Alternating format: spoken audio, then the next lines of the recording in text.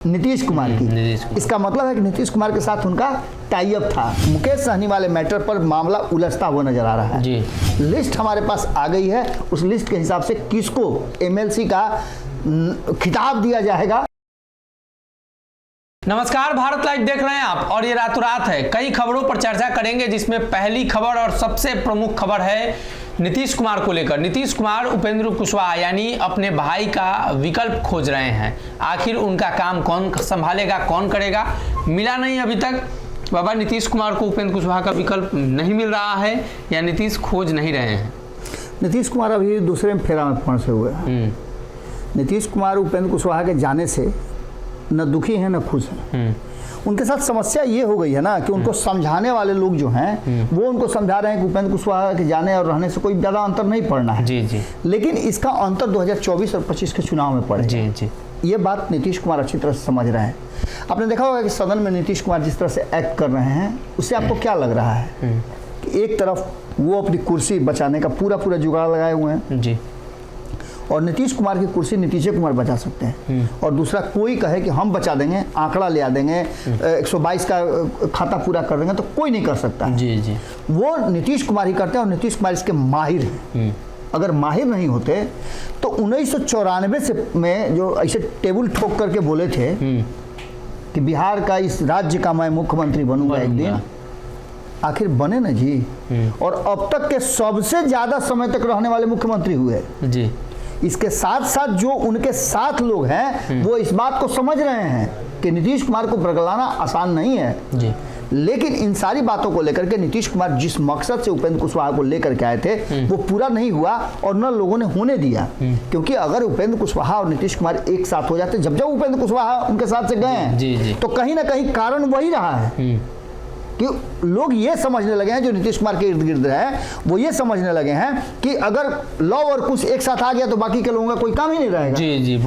यही कारण है कि उपेंद्र कुशवाहा का विकल्प अब तक नहीं मिल पाया है। कई लोगों का नाम सामने आया है, लेकिन खोजा ऐसा आदमी जा रहा है जो एकदम कमजोर हो, निरीह हो, वो किसी की बात माने, नीतीश कुमार को छोड़ करके उसको जिधर कह दिया जाए वैसे हो जाए, बांस के करची की तरह जिधर मोड़ा जाए उधर मुड़ जाए। वैसे ही कुशवाहा समाज के नेता की तलाश है। भले उसका वोट बैंक नहीं हो, लेकिन वो गोल्डन जीरो बन करके सिर्फ कुशवाहा लॉग और कुछ का एक विकल्प तैयार होते रहे, और नीतीश कुमार इसके तलाश में लगे हुए हैं। लेकिन ये हमको लगता है कि पूरा नहीं होने दिया जाएगा। एमएलसी के नाम पर ललन सिंह की मुहर।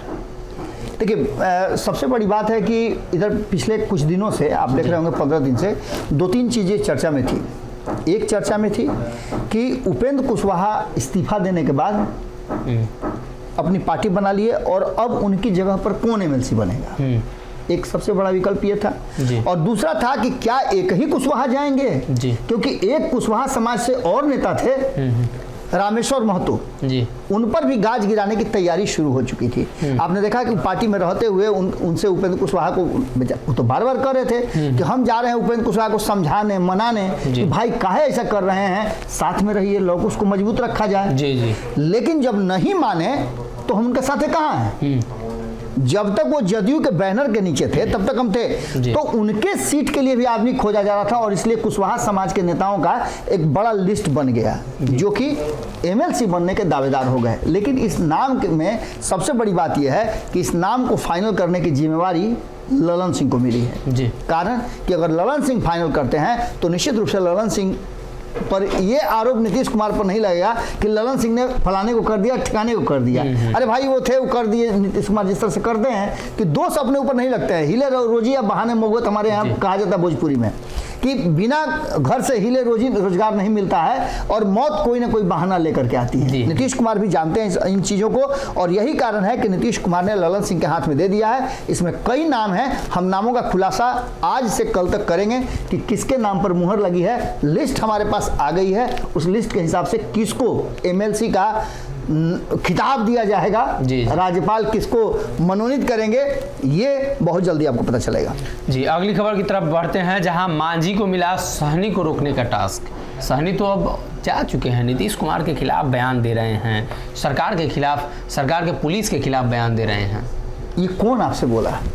कल ही उन्होंने कहा कि योगी की पुलिस बिहार पुलिस से अच्छी है, एकदम फटाफट कार्रवाई करती है। ये बात मुकेश सहनी ने कहा है क्या कि हम नहीं जाएंगे? ये तो नहीं कहा, नहीं ना कहा है। देखिए, नेता के बात का भरोसा तब तक मत कीजिए जब तक वो एक्ट नहीं कर देता है। नीतीश कुमार कहते हैं कहा कि अच्छा अब के 2 साल में हम चल जाएंगे, वो तो यहाँ तक लगा कि मिट्टी में मिल जाएंगे, भाजपा के साथ नहीं जाएंगे। और वही अगर उपेंद्र कुशवाहा कहते हैं कि हम भाजपा में कभी नहीं जाएंगे, तो उनके बात को दूसरे तरह से लिया जाता है कि अब जा रहे हैं ना, अरे भाई भाजपा में नहीं जा रहे हैं, अपनी पार्टी के साथ गठबंधन करने की कोशिश कर रहे हैं। लेकिन सीधी सी बात अब समझ लीजिए कि मुकेश सहनी वाले मैटर पर मामला उलझता हुआ नजर आ रहा है, जहां एक तरफ आपको मालूम होगा कि मुकेश सहनी और जीतन राम मांझी के साथ साथ उपेंद्र कुशवाहा, ये तीनों का एक बड़ा गठजोड़ था। महागठबंधन के समय भी आपने देखा होगा कि तीनों एक साथ बैठते थे। और इसके बाद जब एनडीए की सरकार चल रही थी नीतीश कुमार के साथ, जो उपेंद्र कुशवाहा थे, तब भी भाजपा के खेमे में रहते हुए मुकेश सहनी बड़ाई किसकी करते थे? नीतीश कुमार की। इसका मतलब है कि नीतीश कुमार के साथ उनका टाई अप था। और सबसे बड़ी बात आप याद कीजिए, जो उधर से मिल रहा है उसे एक्सेप्ट नहीं कर रहे हैं, और जो इधर से मिला हुआ है उसको छोड़ नहीं रहे हैं। यानी कि बंगला अभी तक वो छोड़े नहीं है। आपको नहीं लगता है कि जब उप मुख्यमंत्री लोगों का बंगला जबरदस्ती जबरिया खाली हो गया, इनका नहीं खाली हो सकता था? हो सकता, तो निश्चित रूप से बंगला रखे हुए हैं तो कहीं ना कहीं कोई तो बात जरूर होगी ना। और उधर से उनको मिला है वायु श्रेणी की सुरक्षा, उसको अभी तक एक्सेप्ट नहीं किए हैं। इसके पीछे कुछ तो कारण होगा।